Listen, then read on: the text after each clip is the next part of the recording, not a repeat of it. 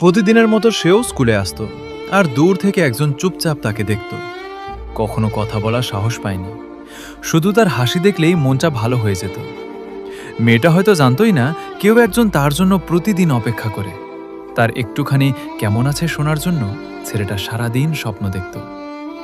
অনেকবার ভাবলো নিজের মনের কথা বলবে, কিন্তু ভয় ছিল। যদি সব বদলে যায়, যদি দূরত্ব আরও বেড়ে যায়।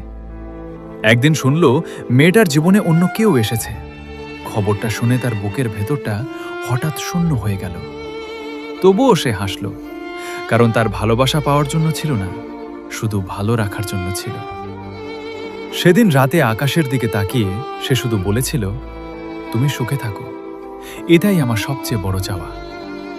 একতরফা প্রেম অদ্ভুত। এখানে ভালোবাসা থাকে, অনুভূতি থাকে, অপেক্ষা থাকে, শুধু পাওয়াটা থাকে না।